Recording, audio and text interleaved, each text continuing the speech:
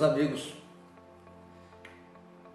nós hoje programamos de estar conversando com vocês a respeito de uma patologia que é o hipotireoidismo subclínico. Meninos, meninas, quietinhos na sala, não façam barulho, porque acaba de entrar na nossa sala alguém que eu estimo muito. Nós temos a presença do nosso querido Henry Okigami, meu irmão do coração. Não vou convidá-lo, porque já convidei, se ele não queria fazer comigo, mas ele está com dor de cotovelo hoje, está com coceira na orelha, o Corinthians não ganhou, ele queria que o Bolsonaro tivesse ganhado, não ganhou ainda, então ele está meio deprê. Por isso, vou deixá-lo só assistindo, mas é um prazer muito grande tê-lo aqui conosco. Obrigado pela presença. Queridos, hipotireoidismo subclínico. Então, a nossa tireoide é uma glândula que pode, de repente, sofrer alterações na produção dos seus hormônios. E eu posso ter esta alteração na produção como sendo um aumento desta produção, e aí eu vou ter o chamado hipertireoidismo. E eu posso ter uma diminuição da produção desses hormônios, e essa diminuição vai me levar então ao hipotireoidismo. O hipotireoidismo ainda pode ser subdividido. Então, uma função diminuída da tireoide pode ainda ser subdividida em subclínico, ou alguns preferem o termo borderline, ou o quadro já colocado, agravado, chamado então de hipotireoidismo clínico. Qual a diferença dos dois? A diferença é que no subclínico, o paciente, a pessoa, não tem sinais deste hipotireoidismo. Ela não apresenta as queixas deste hipotireoidismo. E quando se vai fazer um exame de rotina, ou por qualquer outra razão, você vai fazer os exames da tireoide, TSH, T3 e T4, e você então se depara com um TSH mais elevado, esse mais elevado, mais abaixo de 8, e com um T4 ainda na faixa de normalidade, podendo estar bem mais abaixo, mais dentro da faixa de normalidade, estando, vamos dizer assim, quase lá no limiar inferior da normalidade deste T4. Essa é a situação do diagnóstico do hipotireoidismo subclínico. Então, o paciente não tem sintomas. Descobrimos esta situação pelos exames.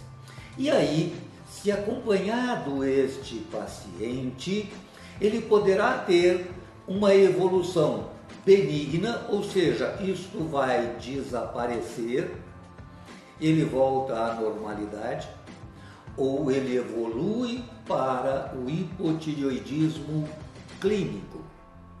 Então, na verdade, o subclínico é de um diagnóstico um pouco mais delicado, dependendo de você estar atento, de você fazer pesquisa nos pacientes e então encontrá-lo. Claro que eu não ia pedir a vocês, pedir a vossa atenção para falar só isso.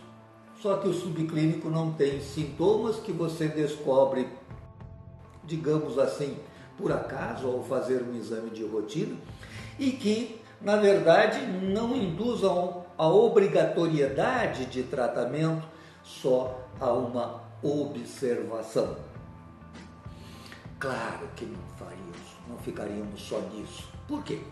Bom, e caramba, quais são esses sinais que o paciente não apresenta?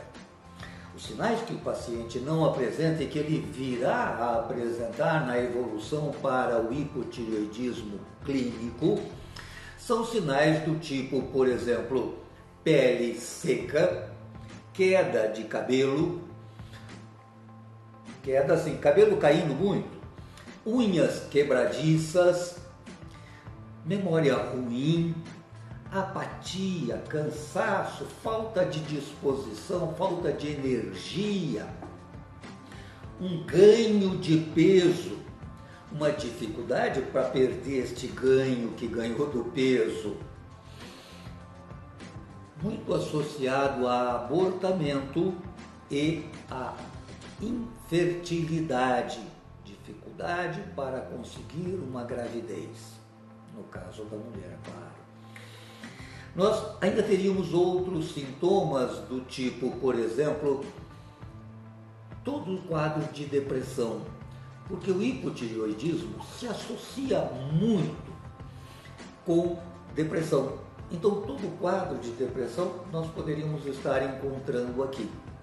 Nós ainda teríamos outras coisas que nós poderíamos, outras patologias que nós poderíamos associar, como, por exemplo, fibromialgia. A fibromialgia se associa muito à depressão, que se associa muito ao hipotireoidismo.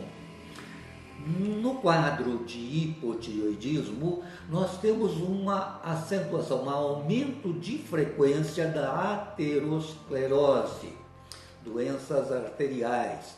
Nós vamos ter no hipotireoidismo uma alteração lipídica, um aumento de colesterol. Então, veja, são vastos estes sintomas que o paciente vai apresentar associado a uma alteração hormonal. Veja, quero conversar com vocês a respeito dos valores tomados como referência quando se está pensando no TSH. TSH, um hormônio fabricado na hipófise e que vai comandar a tireoide.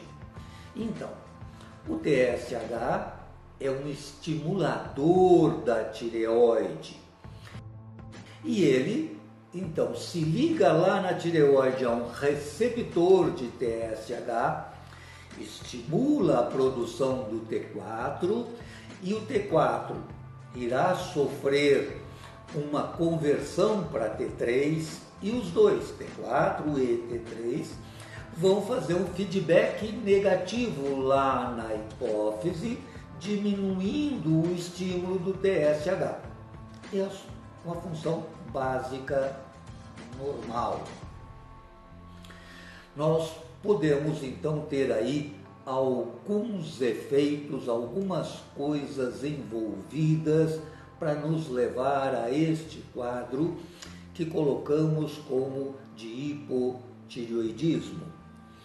No hipotireoidismo, eu posso ter, por exemplo, o TSH não sendo secretado pela hipófise, mas aí é um quadro de hipotireoidismo que não depende da hipófise, que não depende da tireoide, é lá com o eixo hipotálamo, hipófise hipotalâmico. Na tireoide em si, o TSH vai se ligar a receptores. Nós temos, por exemplo, a possibilidade de formação de anticorpos no nosso organismo contra estes receptores do TSH. De forma que quando o TSH vem para se ligar, eles não vão encontrar ativos os receptores. Isso, por exemplo, vai fazer uma diminuição da função tireoidiana por diminuição dos receptores do indutor TSH. O TSH funcionou normal e ele vai induzir a formação de T4. Formado o T4, esse T4 ainda terá que se converter em T3. Mas veja, quais são as causas que podem me levar a uma diminuição de função dentro da própria tireoide? Nós já vimos uma, mas que era fora da tireoide. Dentro da tireoide, quais são as causas que podem me levar a uma diminuição da produção do T4? Nós temos, por exemplo, uma situação que eu diria assim, medicamentosa. A pessoa está tomando algum tipo de remédio que vai fazer com que haja uma inibição na formação do T4. Já podemos comentar que tipos são estes medicamentos. Mas nós poderíamos ter uma situação onde a pessoa tenha tido um acidente e pelo acidente lesado a tireoide, ou por um tumor cancerígeno na tireoide, teve a sua tireoide removida parcial ou totalmente, e nós vamos ter uma diminuição de produção do T4. Ou ainda um paciente por uma questão de um tumor em cabeça e pescoço, teve que fazer radioterapia e por isso vai ter uma diminuição da função tireoidiana. Ou ainda a principal das causas, a mais comum das causas, o fator autoimune. A pessoa produzindo anticorpos que vão lesar a sua própria tireoide.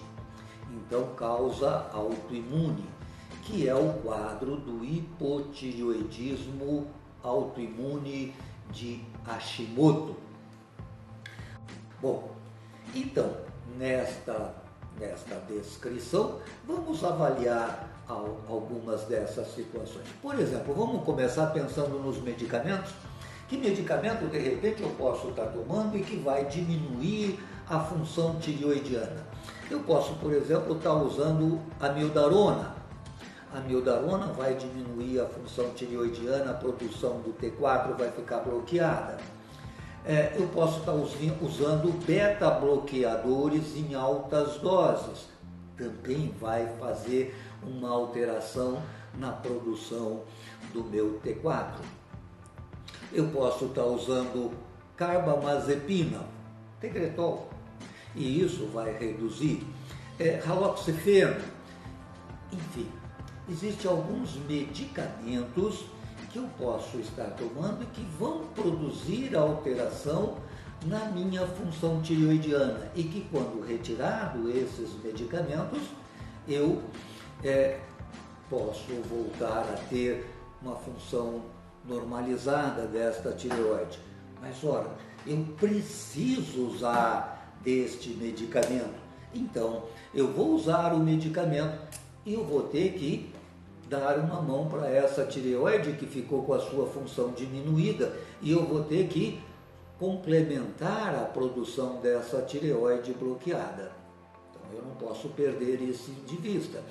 Claro que o paciente não vai deixar de tomar o Atlanzil lá, por exemplo, antiarrítmico, ou não vai deixar de tomar um beta-bloqueador, mesmo que em altas dosagens, se ele assim necessita, ou deixar de tomar o Tegretol. Vou eu repor esta quantidade que ficou prejudicada do T4 na produção tireoidiana. Com relação à autoimunidade. Com relação à autoimunidade, nós poderíamos estar dizendo o seguinte: existem alguns anticorpos e que podem ser dosados. Esses anticorpos são, por exemplo, eu já citei um deles, que são anticorpos que vão, digamos assim, atacar o nosso receptor de TSH. Este anticorpo pode ser dosado TRAB, T-R-A-B, TRAB.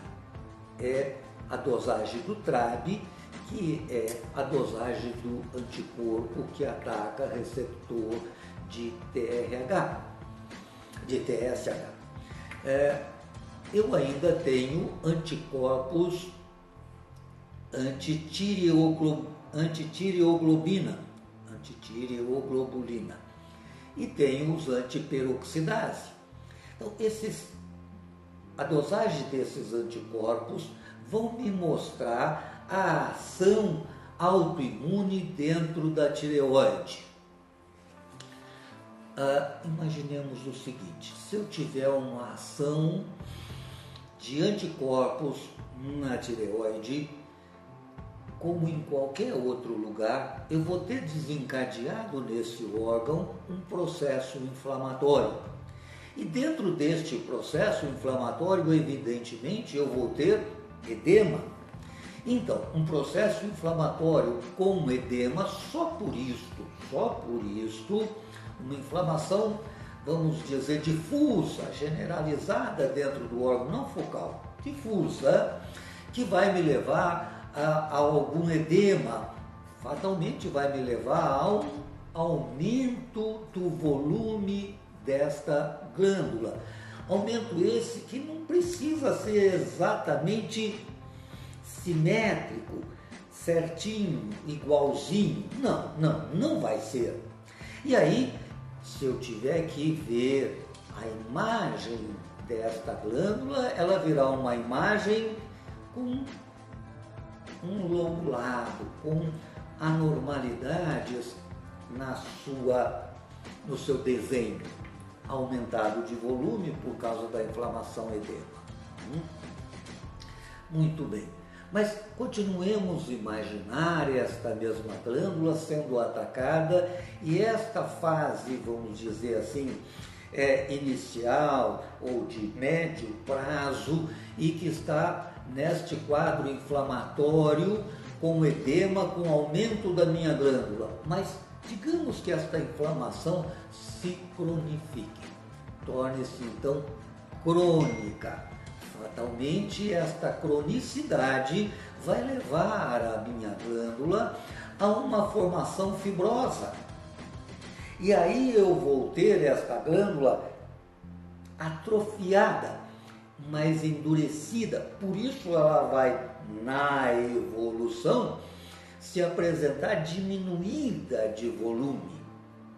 Isso tudo nós vamos ver quando a gente estiver falando de um outro exame, que é a ultrassonografia. Quando você faz um ultrassom de uma tireoide, o ultrassom é a emissão de um som que vai chegar naquele órgão, vai bater e refletir, voltar, ou parte vai atravessar, parte vai voltar, ou todo ele vai atravessar, vai embora e não volta nada, não tem reflexo desse som. E isto é que vai, dentro do computador, desenhar uma imagem numa proporção de cinza, me indicando mais escuro ou mais claro. Quanto mais refletir o som, mais clara aquela imagem vai ficar. Quanto mais o som passar, mais escura essa imagem vai ficar. Ora, então, quando eu faço um ultrassom de uma tireoide normal, ela vai me aparecer um pouco mais esbranquiçada do que os músculos ao seu redor. E por isso, ela então é mais então hiperecóica, mais esbranquiçada. Quando esta glândula está sendo atacada pelos antígenos, eu vou ter uma inflamação, eu vou ter edema, eu vou ter uma maior quantidade de água dentro desta glândula. E aí eu vou começar a ter uma passagem maior deste som, uma diminuição do eco retornando. E por isso a imagem desta glândula vai ser uma imagem com menor eco. Por isso, hipoecóica,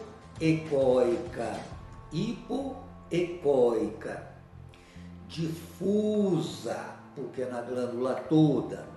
E quando essa glândula por cronicidade da inflamação, evoluir por uma formação de fibrose, de atrofia, aí eu vou perder essa água da inflamação e vai formar a atrofia com formação de fibrose.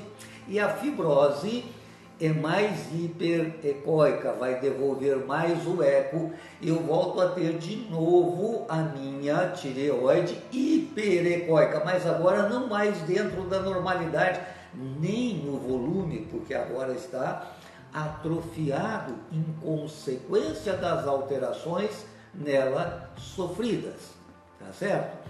Então este é um quadro da ultrassonografia da tireoide, para que a gente olhando o hipotireoidismo. Ainda teríamos outros exames a fazer, como por exemplo TBG, a proteína que se liga e que transporta hormônios tireoidianos, é TBG, também passível de ser dosada e importante de ser dosada, porque na medida em que o hormônio se liga a ela, esse hormônio passa a estar inativado. Então, se eu tiver uma TBG muito alta, eu vou ter maior inativação dos hormônios da tireoide e com isso eu vou ter menos hormônios. Mas isso pode acontecer? Pode, se eu estiver usando algum estimulador de TBG, isso pode acontecer. Exemplo: estrógeno estimula TBG. Por exemplo, quando a mulher usa anticoncepcional, ele contém estrógeno e por isso eu vou ter um aumento de TBG e por isso eu vou ter uma diminuição, não da função tireoidiana, mas no contexto vai ser como se fosse, porque eu vou ter maior captação pela TBG, que vai estar em maior número, ela vai estar mais alta, vai captar mais hormônio, vai inativar mais hormônios, tá? Veja, além disso, nós não podemos perder de vista outros exames que nós temos que estar fazendo. Por exemplo, não achem estranho que se dose, por exemplo, ferro sérico. Por quê? Porque o receptor de T3 é ferro dependente. Então, eu preciso dosar e manter o ferro sérico dentro dos seus limites de normalidade. Nós ainda devemos dosar glicose e insulina. Nós devemos dosar colesterol, frações, triglicérides. Seria interessante se nós tivéssemos dosagem de selênio, zinco, cálcio, iodo, por razões que eu já vou declinar. Então veja bem, quais são os distúrbios, nós falamos dos exames que devemos estar atentos. Quais são os distúrbios que se associam ao hipotireoidismo? Nós já citamos, que é a depressão. A depressão se associa muito comumente ao hipotireoidismo. Precisamos estar atentos dos dois lados. Se eu tenho um paciente com depressão, preciso pesquisar a tireoide. Se eu tenho um paciente com hipotireoidismo, preciso pensar em depressão. E assim como estes dois lados, devo fazer, por exemplo, com a fibromialgia, devo fazer com a aterosclerose, devo fazer com colesterol aumentado. Então, sempre um lado e o outro. Os distúrbios cardiológicos são mais frequentes no hipotireoidismo. Veja, nós não podemos perder de vista que a nossa adrenal responde mais ou menos de forma similar à minha tireoide. E aí, sempre que eu tenho uma tireoide alterada, eu não posso perder de vista avaliar a minha adrenal. Veja que interessante que se eu tiver um quadro de depressão associada a um hipotireoidismo, por mais que eu cuide desta depressão, eu não vou ter bons resultados enquanto eu não tiver diagnosticado o hipotireoidismo e tiver cuidado deste hipotireoidismo. Aí sim eu vou conseguir cuidar e vou conseguir muito bons resultados com relação à minha depressão. Devo lembrar a vocês que eu tenho ainda a transformação do T4 em T3. E essa transformação do T4 em T3 é uma conversão via uma enzima. Esta enzima, que é a deiodinase, a deiodinase, ela é dependente, a quantidade dela é dependente, agora vocês vão entender os exames, de selênio, é dependente de zinco, é dependente de ômega 3, é dependente de cálcio, é dependente de magnésio e é dependente de iodo. Quando a deiodinase está diminuída, esta conversão se faz a T3 reverso. E o T3 reverso é o hormônio da hibernação. Qual é a hibernação? Que hormônio é esse? É o hormônio que faz engordar para ficar hibernado. Cuidado! Então, T3 reverso. Tá? Bom, mas claro que se eu tenho um hipotireoidismo, qual vai ser a minha conduta frente a esta situação? Ora, nós sabemos que a minha glândula, quando dentro da normalidade, me produz uma quantidade de T4 em torno de 100 microgramas dia e uma quantidade de em torno 30 microgramas dia de T3. Bom, então, se eu tiver um hipotireoidismo, se a minha tireoide está sendo atacada, ou por alguma razão medicamentosa, ou por cirurgia, enfim, não importa, a minha tireoide não está conseguindo produzir o que ela deveria.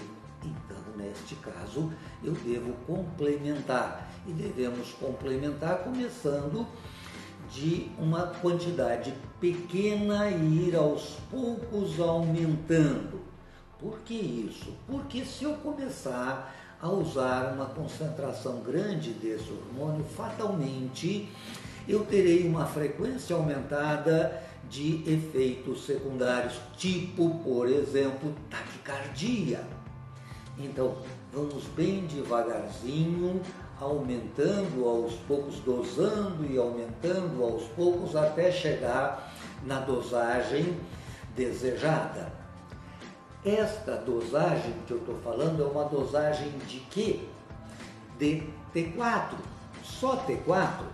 Os últimos trabalhos têm mostrado que é muito importante que, além do T4, que eu complemente também com o T3.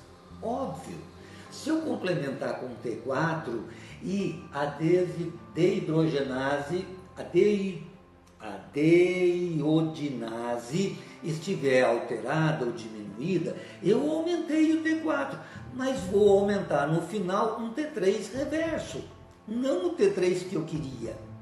Então, interessante que eu reponha T3 e T4. Em que proporção vamos fazer isso? Numa proporção de 5 para 1. Então, 5 de T4, 1 de T3.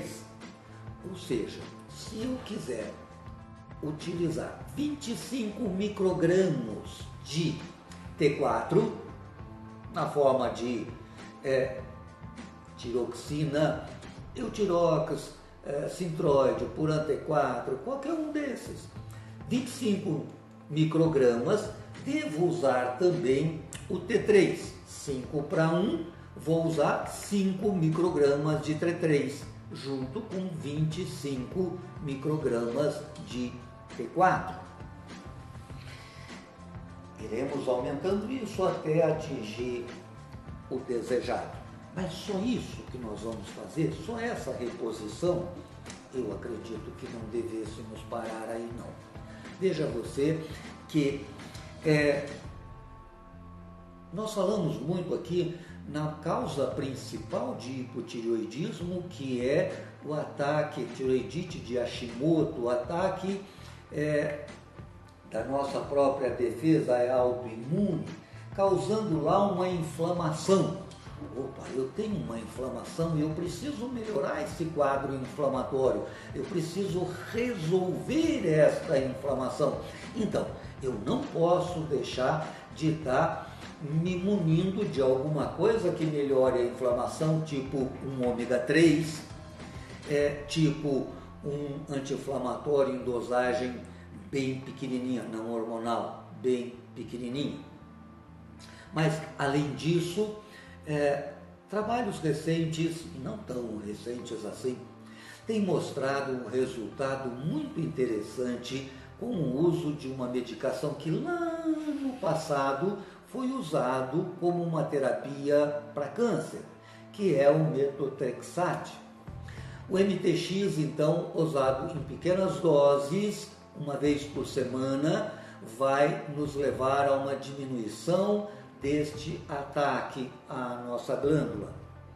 Não perca de vista, eu posso me utilizar de uma vitamina D em altas dosagens e com isso fazer uma viragem, diminuir a defesa humoral em função da defesa celular. E a defesa humoral é que faz o ataque autoimune.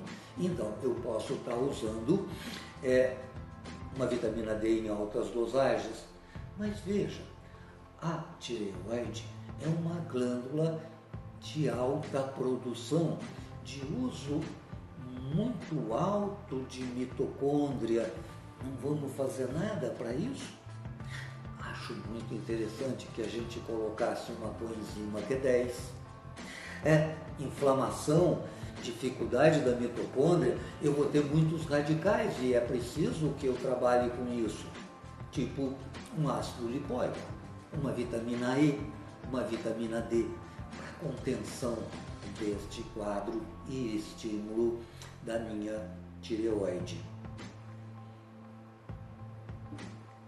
Pequena dica, eu não deixaria de pensar no uso de um nitrato via oral.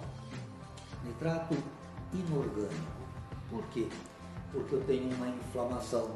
Se eu tenho uma inflamação, tenho edema, tenho menor fornecimento de oxigênio, tenho uma hipóxia.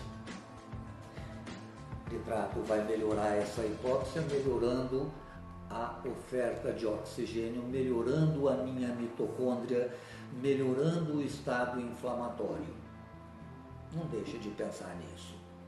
Então, como um quadro resumo, embora eu tenha colocado como tema o hipotireoidismo subclínico, acabamos aqui abordando a situação do subclínico que pode ir para o clínico e até do subclínico sozinho. Veja, eu tenho um subclínico e dentro deste subclínico eu tenho a minha paciente que acaba de engravidar.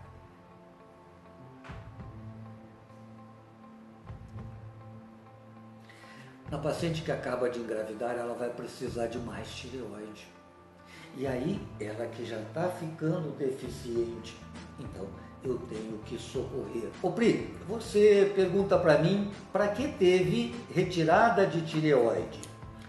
Veja, eu coloquei como um caso de cirurgia, por exemplo, por um acidente, aonde se traumatizasse e estragasse a tireoide pelo trauma. Ou eu tive uma cirurgia, digamos assim, porque havia no paciente um tumor. E para a retirada desse tumor, se fez a retirada parcial ou a retirada total da tireoide.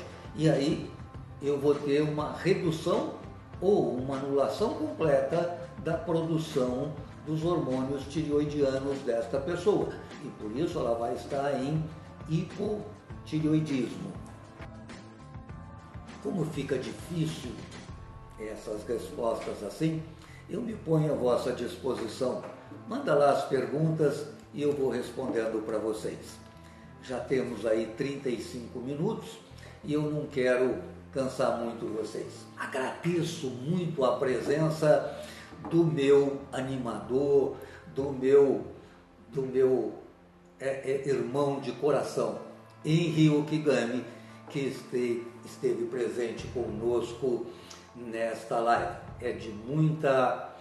Me honra muito a tua presença, meu irmão. Que Deus te ajude, que Deus te dê muita saúde e que você possa estar muito longamente nos auxiliando, nos inspirando e nos instruindo. Um abraço, meus queridos. Boa noite, tudo de bom para vocês.